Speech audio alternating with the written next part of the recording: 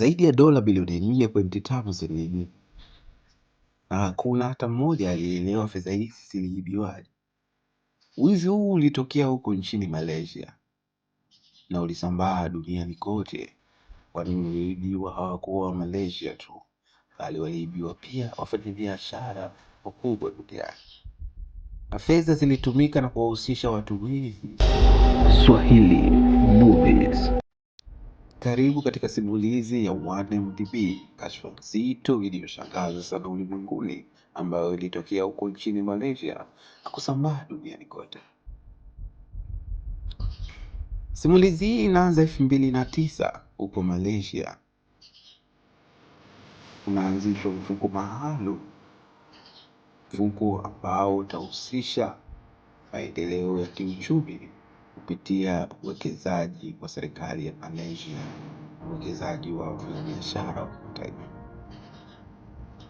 Mfuko huo uliitwa 1MDB, yani 1MDB, kifupi cha maneno Malaysia Bahari, ambao ulikuwa ni mfuko wa uwekezaji ulioanzishwa na serikali ya Malaysia ukiongozwa na waziri mkuu.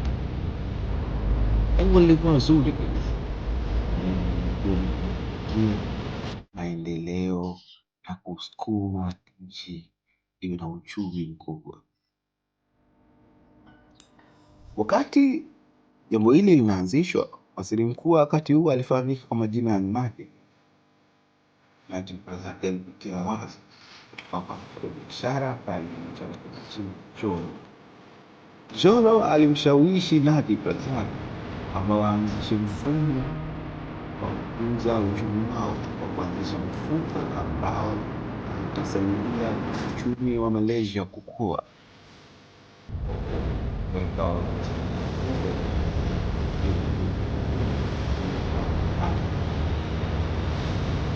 Najib Razak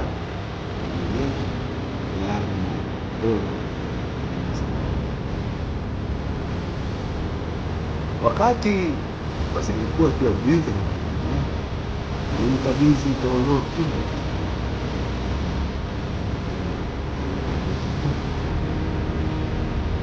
Leo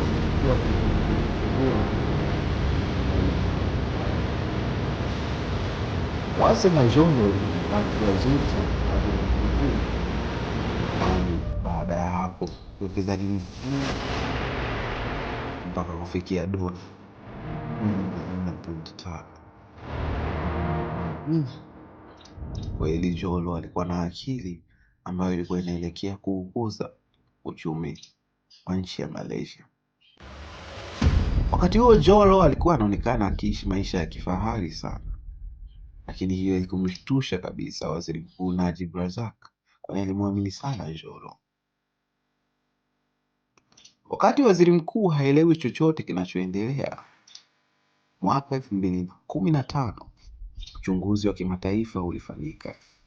Iligundulika zaidi ya bilioni 4.5 ambazo zilikuwa kwenye mfuko wa 1MDB zilikuwa zimeibiwa.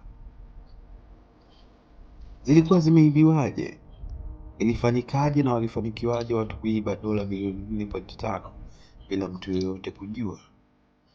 Inasadikika kuwa mfuko wa 1MDB haukuwahi kutengenezwa, ila tu kijana mdogo Jolo alikuwa na akili na aliona mbali sana.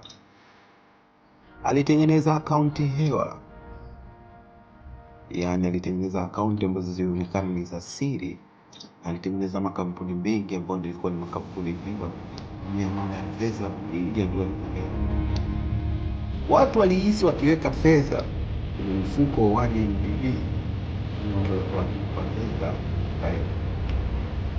kwa hiyo kuna fedha hata kidogo iliingia pale. Watu walikuwa na fedha kuingiza kwenye mfuko huo wakati walikuwa wanamtumia Jolo. Yaani kama vile wale vijana matapeli wanakupigia simu na kukwambia kwamba kuna pesa tumekosea, alafu wewe unakubali kwamba wale vijana wamekosea pesa. Wanakwambia sisi ni yake, kwamba hii pesa urudishe.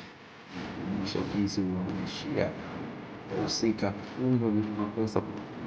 Huu ni mfano mzuri wa mimi Jolo Kwani watu walikuwa wakihisi fedha kwa mfano kama benki, watu wengi kutoka fedha wakati fedha haziingii NMB, wao wananunua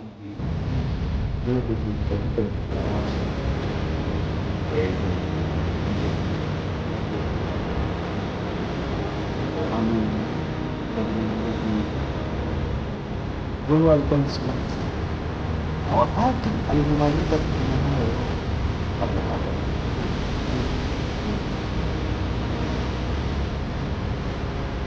kwa hiyo baada ya ushahidi kupatikana huwa kwamba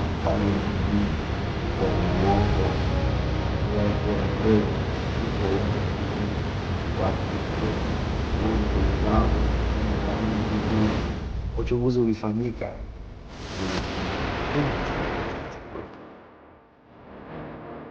Unawaza nani ataadhibu? Washakimbia na ajulikani wapi. Na wakati Jolo anakimbia, thubutu wa kuwapigia simu Malaysia na kuambia kwamba yeye atarudi, hizo fedha zipo, wakati akiwazubaisha na yeye kuendelea kupotea, na mpaka sasa dunia haijui Jolo yuko wapi. Huko nyuma alibaki mtu mmoja tu ambaye ndo alipitisha mpango ule, ambao alikuwa ni waziri mkuu wa Malaysia, Najib Razak. Najib Razak anabebeshwa mzigo wote wa lawama na anapelekwa mahakamani na kukutwa na hatia ya uwizi wa dola bilioni 4.5 na anafungwa na kwenda gerezani. Inadaiwa fedha hizo zilitumika kununua mali za kifahari kama vile nyumba ya yacht na sanamu ya Gazi na kugharamikia filamu ya The Wolf of the Wall Street.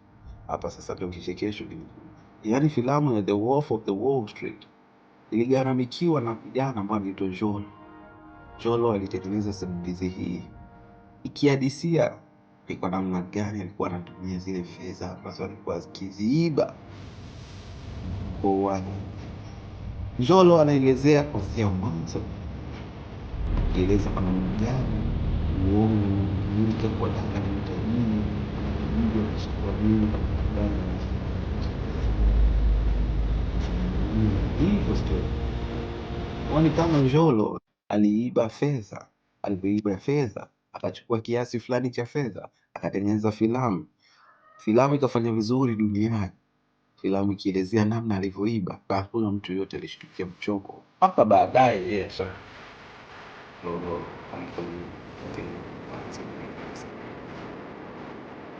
Jolo nitapeli hapa Google, matokeo yakashuhudia kufikia mwaka 2020, mabaya ya fedha na madaraka. Ana bidii ilikosa mpaka vitu kubwa sana.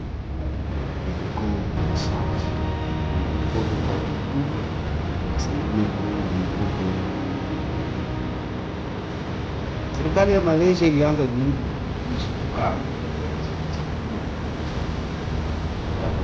sasa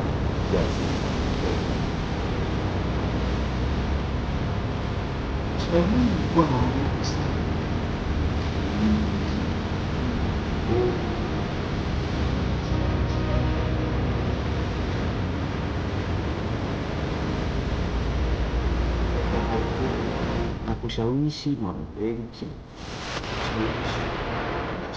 kubwa duniani wanafanya hivyo kubwa sana, mifumo ya kifedha ya kimataifa. Pia ilionyesha ni kwa namna gani rushwa zinaweza kutokea katika